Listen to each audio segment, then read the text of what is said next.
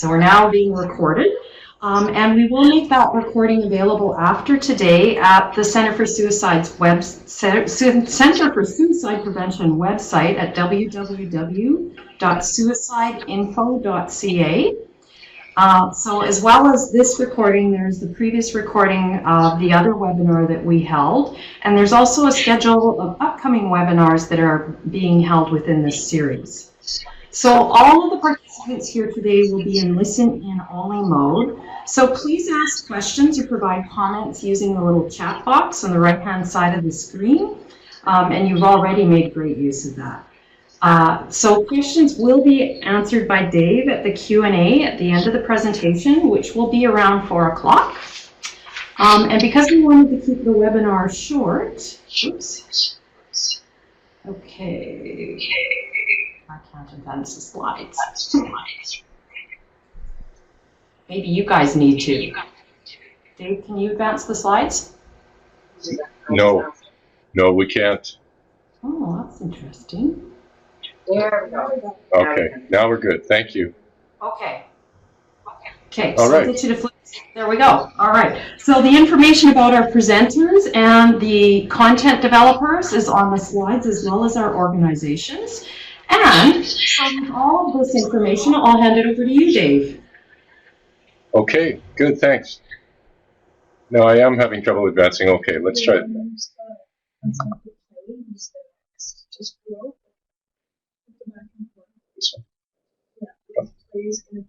Okay, good enough. All right, well, I think we can, we'll muddle through here.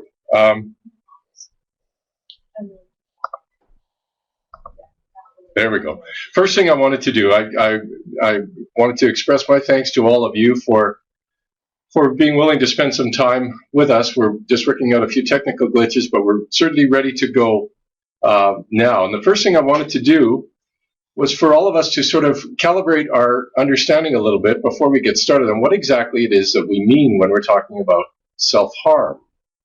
Put up a slide here that gives you some suggestion about, in this context, in the context of our discussion, what it is that we're referring to. And the most important thing I think we want to, oh my goodness, we jumped way off to the end of the, hang on. Okay, let me just try something here. Hang on a second. Okay.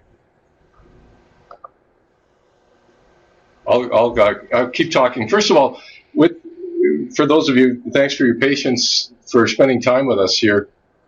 The self-harm that we're talking about is a specific kind of a behavior. We're ruling out some things that sometimes enter into this kind of a discussion. One of the main things that that defines this is it is a deliberate kind of a behavior. It's intentional. It's deliberately intended to harm the body.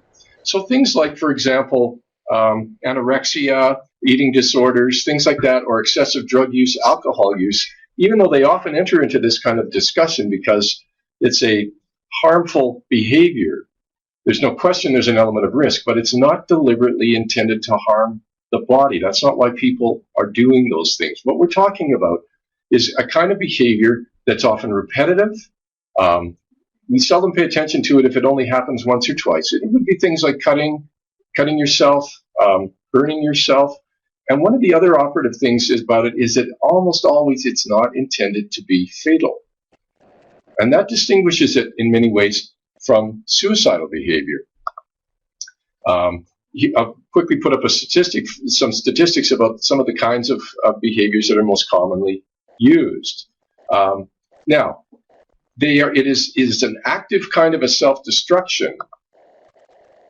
And in the context of our discussion, it's more common among females than males, but not only females. And there are some gender differences in terms of the kind of the means or the methods. Maybe males are a little bit more inclined to cut the torso, cut the center part, the core of the body. Females are a little more inclined to cut the extremities. And particularly for us when we're talking about the school setting, one of the things to pay attention to is that it's a pattern that tends to start earlier on in life, in the school years, in the grade school years. It's very common that you would see it in high schools. You will also see it in junior high and middle schools. We see it to some degree in elementary schools, even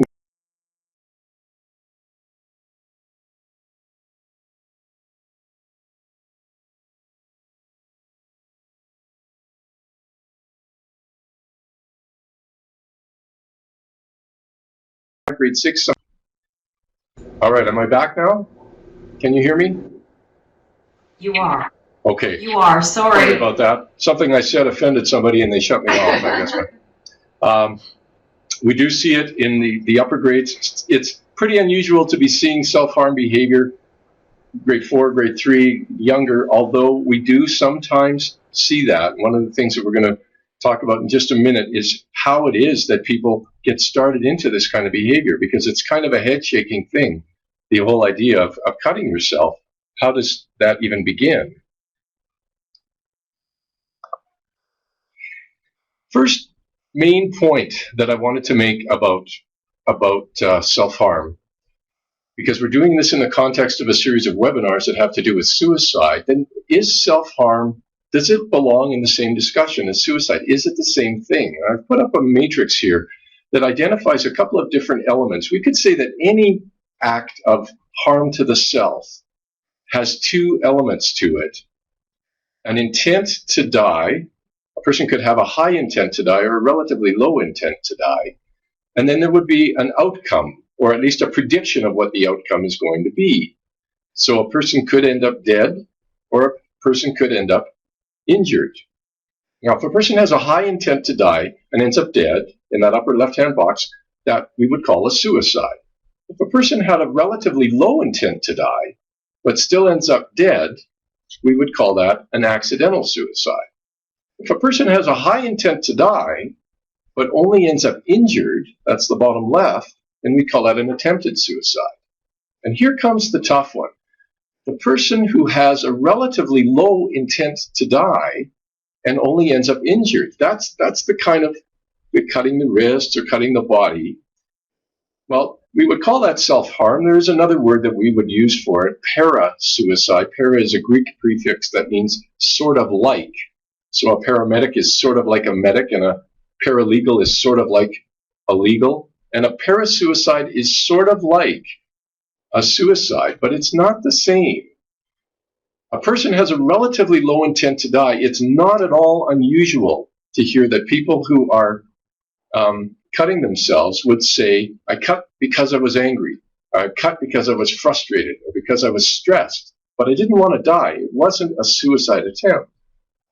So why do we even consider whether this belongs in a discussion about suicide? Or more to the point, if you've done any training in, for example, suicide intervention, would you do a suicide intervention with somebody who is saying, I'm not really trying to kill myself and I'm cutting myself? Well, the short answer would be yes, for two reasons. One is that that self-harm can become suicide if the person's intent to die ever should change.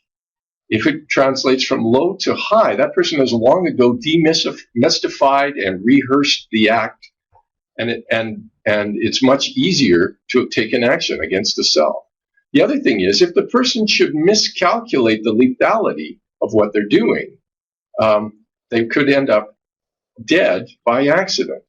So we do consider that it's important not to just dismiss it as unharmful. Now, can you still see the slides there? Everybody's good with that? Okay, good. Thank you very much. All right, so our second point that we wanted to make is that self-harm is a learned behavior. You're not born this way. People are not born with the instinct to cut themselves. In fact, quite the reverse. People are born with their bodies intact. And it doesn't feel like a natural thing to open the body up, to cut the body. And yet, there's a lot of wisdom, I think, in the idea of seeing this as almost an addictive kind of a pattern. You know, in some ways, it's a bit like skipping a class. When you were in elementary school, it never even dawned on you that it was possible to skip a class. And then one day, you noticed when you were in junior high that so-and-so was in school today, but he wasn't in phys ed. And then it dawned on you that it's possible to skip a class. And then one day it happened that you didn't have your homework done, and you thought you were going to get in big trouble if you went to class and didn't have your homework done. So you worked up the courage to skip a class. And then after you've done it once, then the second time becomes easier, and the third time becomes easier and easier until the hard thing to do is to go back. There's a sort of a compulsive kind of pattern to this. We find among people who are harming themselves, almost always earlier in life, we can find examples of ways in which they've somehow been oppressed or disregarded. Maybe it's something as simple as children should be seen and not heard. It could be all the way to outright graphic abuse, that they've been disregarded and neglected.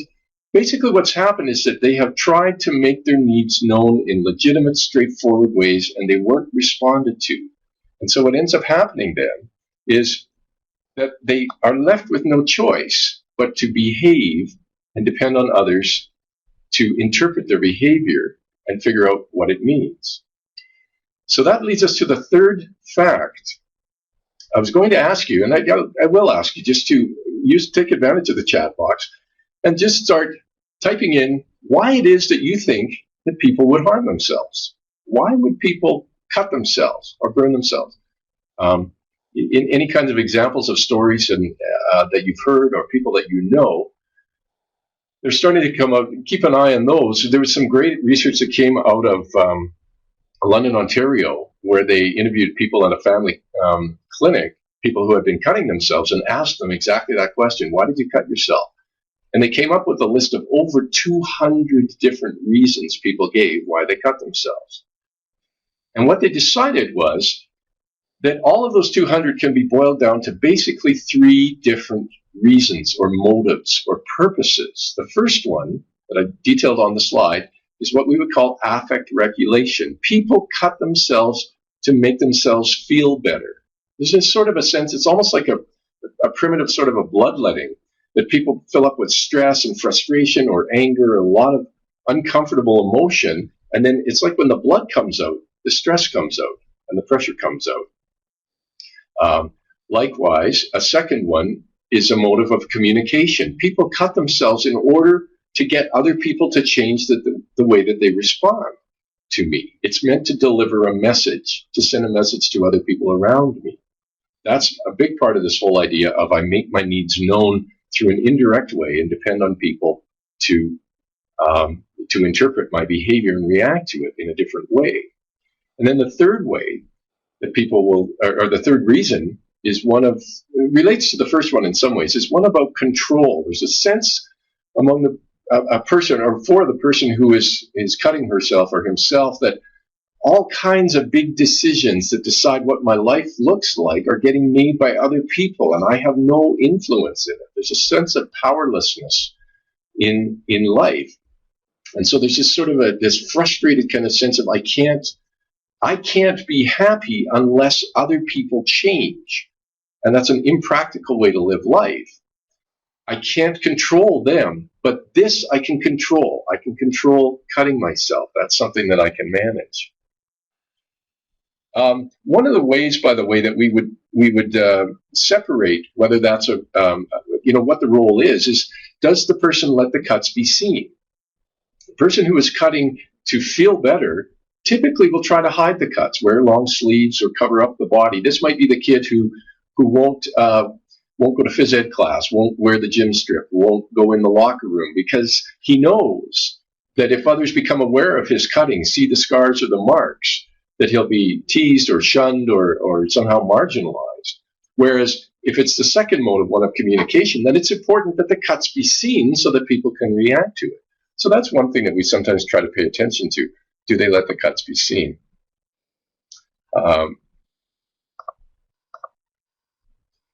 I mentioned already that there's this sense that people are forced into being able to communicate their needs in a very indirect kind of way. And one of the things that we tend to see with people who have fallen into a pattern of cutting is that They tend to invalidate themselves, and they become, it's very common to see something that we would call emotional dysregulation. So they might be chronically angry with themselves or other people, or they'll suppress their anger, or they'll act impulsively, and act, according to the mood of the moment. They don't plan well. They tend to be avoidant, and they don't take responsibility for themselves. And all of that's going to be important, because that's part of what makes it difficult to help them, is for those of us around. It's a challenging behavior. That's our fourth point that we wanted to mention. Challenging not just for the person who is cutting, but challenging for other people around. It's an off-putting behavior. It can feel like that as a person who is living with someone or teaching someone who is showing this pattern repeatedly, it feels like you're being held ransom. It feels like you're being manipulated, which is exactly the right word. But even though when we use that word manipulated, we often use it with a wagging finger, like you should be ashamed of yourself, like it's an ingenuine way. And one of the things I would hope that you would be able to take away from a presentation of this nature is an understanding that this person is doing the only thing that he or she knows how to do to communicate a need. It's meeting a need. It's an ingenuine thing. It's taking advantage of other people, but it's the only thing they know how to do. It's not the kind of thing that can be quickly addressed with first aid. There is a therapy. There are therapies available. And that said, we're talking in our discussion today within the context of the school system. When you signed up to be teachers, you didn't sign up to be therapists. And I'm not going to spend a lot of time, I'm not going to spend any time today talking about what kind of therapies are available. The challenge for us is more to manage or to react to, in a healthy way, the kind of behavior that you might see. Let's suppose that you're a math teacher about to teach a class right after lunch, and a 14-year-old girl, one of your students, shows up at the door, and she's got a paper towel over her wrist, and you can see there's drips of blood, and she's got three of her girlfriends, her best girlfriends. One of her friends says, we are just coming to tell you that we're not going to be in class today because our friend is really upset, and she's suicidal, and she's trying to kill herself, but it doesn't matter because I'm her best friend and she can talk to me, and we're just letting you know that we're not going to be in class today. And your reaction at that point is, this is the last thing that I need right now. I just want to teach a math class. I can't solve this. I can't fix this. What do I do to respond to this? You see examples of the kind of emotional dysregulation that I talked about, where people can sometimes go from being very depressed to flaring up into anger, and then back down to being depressed again, or sad, or withdrawn. And there seems to be a lot of drama always surrounding this. You know, the character from the Charlie Brown cartoons of Pigpen, the one that's got just a cloud of stuff going on all around him. That's the kind of sense that you get, particularly for those who use this as a way of sending a message. This would be the high school girl who's at the party, who holds the bottle of pills and says to her boyfriend, if you break up with me, I'm going to take all these pills and kill myself. There's a sense of this, you feel like you're held ransom. And here's the problem. I'll go back to that matrix I said, where it's sort of like suicide. And the problem with that is that suicide is the ultimate trump card. It's what the bridge players call a demand bid. You can't not respond to it when somebody says, I want to kill myself. Now, this might be the same kid who would say to her friends, I want to kill myself, and then 20 minutes later, when asked about it in your office, or when you're having a private discussion, would say, no, I wasn't really wanting to kill myself. I'd probably never do it. I was just mad, or I was just upset. So you have this sense that it can be a very challenging kind of thing for us to try to respond to. People who are cutting themselves, it's an important thing. Another important thing I would hope that you would remember from this is that it's not about the behavior. It's about the need that leads to the behavior. There's a whole a learned pattern here of communicating or managing stress that is meeting a need underneath. And the behavior, we focus on the behavior and we say the behavior is the problem. people who have had a lot of experience, for example, in behavior modification, often find that they don't really do well with this kind of a situation, because even if you set up a bunch of rewards and punishments, at best what you do is drive it underground, because the behavior itself is a symptom of a need underneath. The last point that I want to make, and probably the one that most is of relevance to all of you, is that we can still do things to try to manage this. First off, let me suggest to you that even though it feels like you're being held ransom, don't take this personally. This is not about you. This is a person communicating in the only way that he or she knows how to do. Recognize your own feelings, whether they be anger or frustration or feeling sorry for someone, because they live their lives in a way that suggests that all of life is a challenge. It's almost a challenge to love me or hate me, feel sorry for me or reject me, overvalue me or undervalue me. And one of the things that we really try to do is stand in the middle, staying steady, trying not to get swayed back and forth into feeling sorry for someone or rejecting.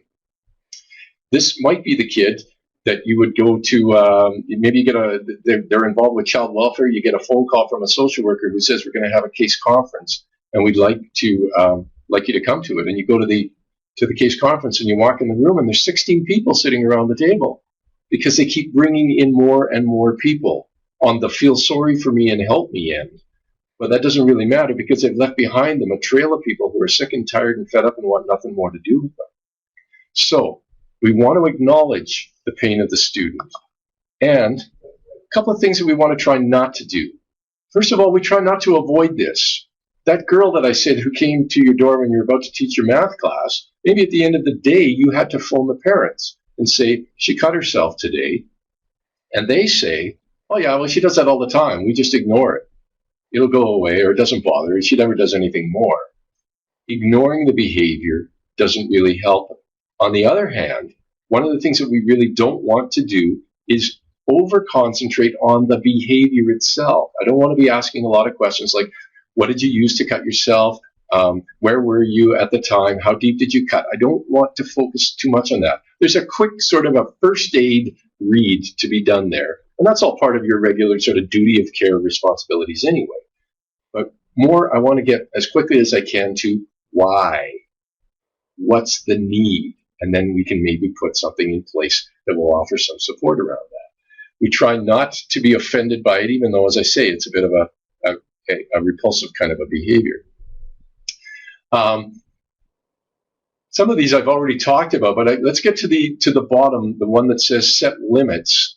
Set limits means having good, clear boundaries for yourself. When I talk about standing in the middle, trying not to be swayed one way or the other, that's being reliable, being dependable. Don't change timelines, don't change schedules, don't make special arrangements, because this person needs to be able to know where they stand, and they're depending on you to be reliable. Matter-of-fact kind of communication. No apologies, no accusations, just it is what it is kind of communication.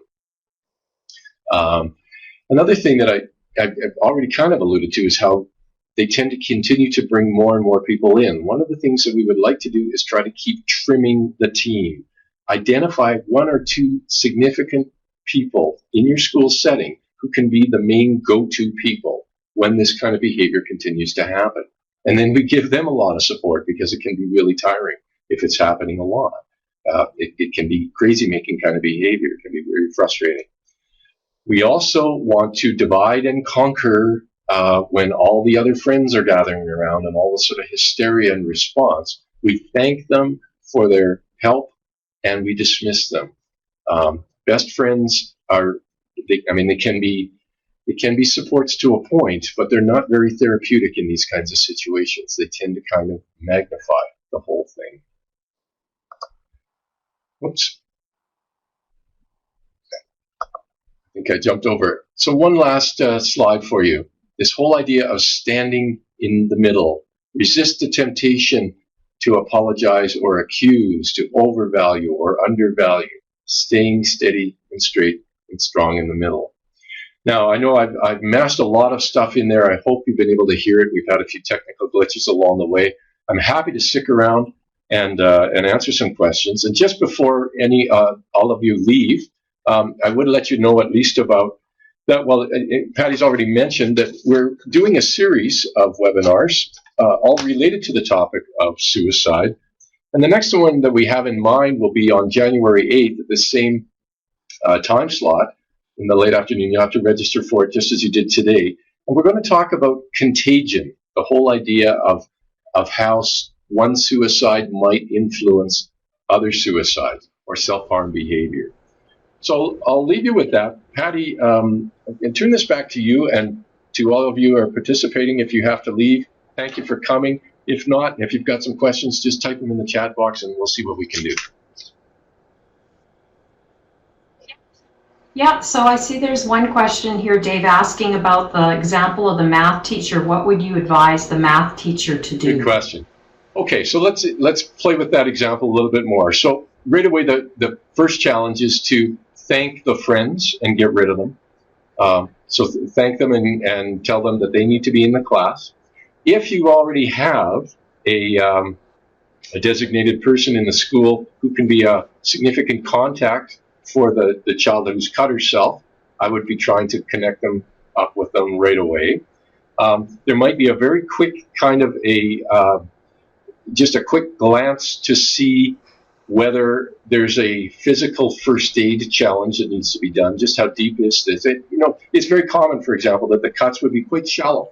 They might draw blood, but they might be just scratching and will heal up on their own. But if something was quite a severe gash, then there would be a challenge there. I would, if the child looks like she's in reasonably good shape to be able to take part in the class, I would probably I would say, I would talk to you afterwards. I have a class to teach right now. And if you need to go and talk to somebody in the office, you could do that, but I would like you to come and just stay, and then I'll talk to you afterwards. So setting some boundaries, don't alter your schedule. Does that help? Is that enough of a suggestion there?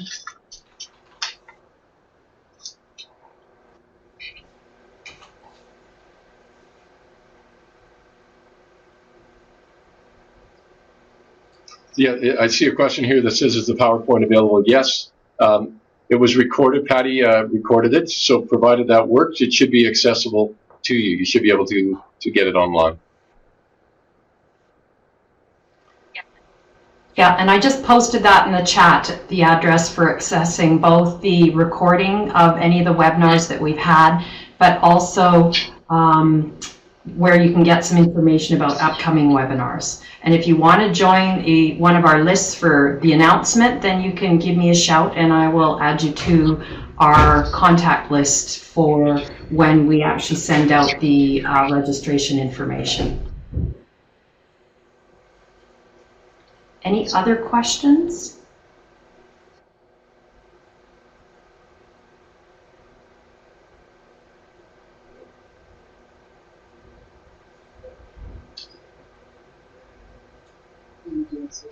I just read one that quickly went by about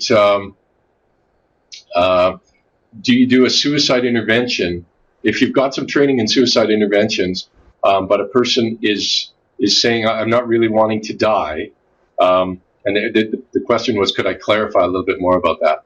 Well, for starters, those of you who have done some training in suicide intervention would know that there are several kinds of important pieces of information that you would want to know from somebody who is talking about suicide. And the starting point is asking them directly whether they're wanting to die.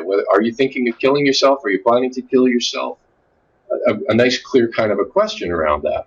Now, if the answer is no, and you believe that that's true, like you believe like you've got enough of a relationship that you can trust that answer, and yet this person is still cutting, does it make sense then to go through all the other elements that you would normally do in a suicide intervention? Well, I would keep that available as a possibility, but I would also be adding in those two elements about we've already talked about their intent to die, and if they're saying no, I would also be asking about the kind of behavior that they are using to harm themselves. What do they think is going to happen? Cutting is by far the most common.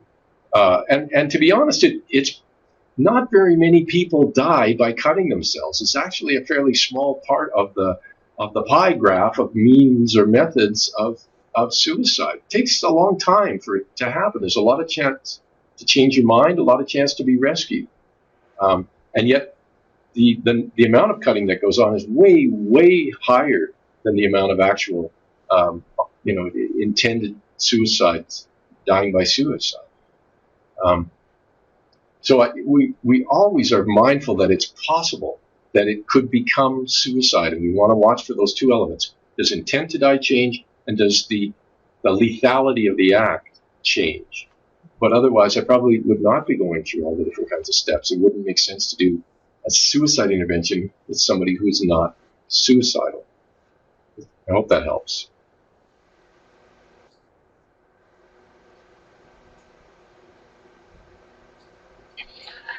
Any other questions for Dave? We've got a couple of people typing.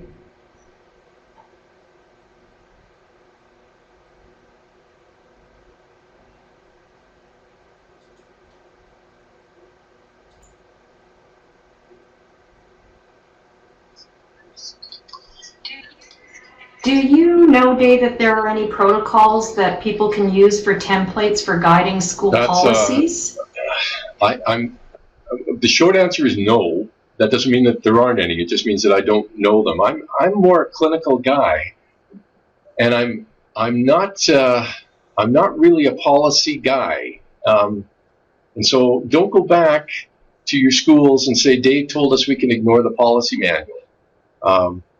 That said, you can see where this is a fuzzy kind of a behavior, because an education system, the challenge for education is to manage these kind of behaviors, but doesn't want to take on the role of treating it. And I think I saw a question go by there as well, was asking some questions about treatment, what treatment is available. And commonly the kinds of treatments that are done, they would first of all address the self-harm behavior. They wouldn't treat the behavior as the problem. They would treat that as a symptom of other kinds of difficulties.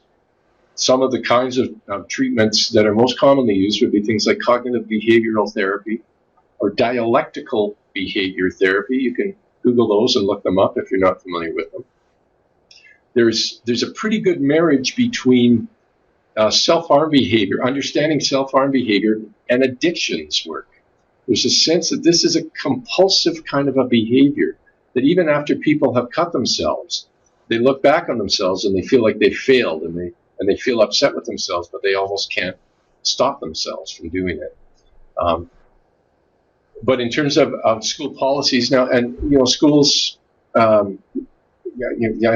you've come to this webinar from a lot of different places, so I don't know what your policy manuals are like. I know in Calgary, for example, there is a policy in place that says, both our major public school system and also in the Catholic school system, that there needs to be one person minimally on the staff who is trained in suicide intervention.